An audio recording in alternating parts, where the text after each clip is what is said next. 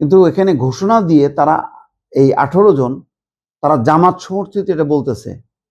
তো আমি তো বলবো যে বিএনপি তো অনেক উদার নৈতিক একটা রাজনৈতিক দল, যে ক্ষমতা আসার পরও তারা কে জামাত, কে বিএনপি বা কে অন্য দলের এইগুলি বাছবিচার করছে না।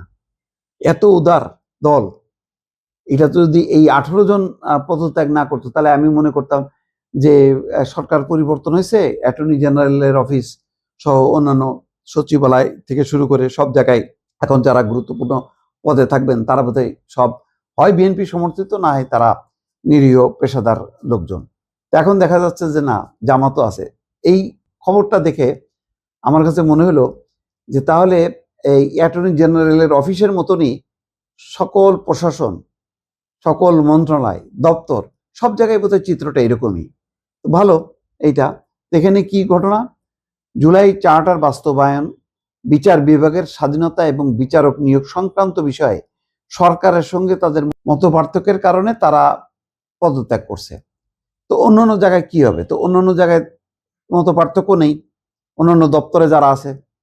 তো এখন এটা তো একটা অবিশ্বাস আসবে যে সরকার তার পলিসি অনুযায়ী সকল ক্ষেত্রে বাস্তবায়ন করার চেষ্টা করবে, এবং সেখানে যদি ভিন্ন দলের, যেহেতু জামাত এখন প্রধান প্রতিপক্ষ বা প্রধান বিরোধী দল, সুতরাং তারা তাদের মতন করে সরকারকে বাধা দেওয়ার চেষ্টা করবে।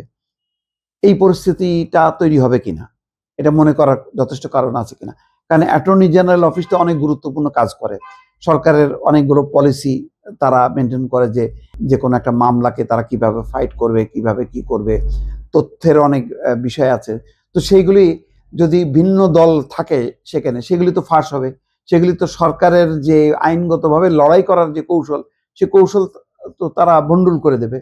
তো এই অন্যান্য জায়গায়ও তাহলে এরকম, আমি অ্যাটর্নি জেনারেল অফিসে যদি এরকম 18 জন কর্মকর্তা থেকে থাকে, টোটাল কতজন কর্মকর্তার মধ্যে কতজন পদত্যাগ করলো আমি জানি না, তা 18 জন তো একটা হিউজ নম্বর। তো অন্যান্য সরকারি দপ্তরে তাহলে কি হচ্ছে, সেখানে কি এই একই অবস্থা কিনা অনেকে বলে। আমি দেখি এখন প্রশাসনে, কালকেও আমি সচিবালয় ছিলাম, তো এক সচিবের রুমে আর এক সচিব দুঃখ করছে যে তাকে খুবই গুরুত্বহীন একটা জায়গায় ফেলে রাখছে, কারণ তার ব্যাকগ্রাউন্ড হচ্ছে ছাত্র জীবনে সে ছাত্রদল। তো সেখানে একজন উপস্থিত মন্ত্রী বলছে যে আপনাদের সবচেয়ে বড় ব্যর্থতা কি জানেন?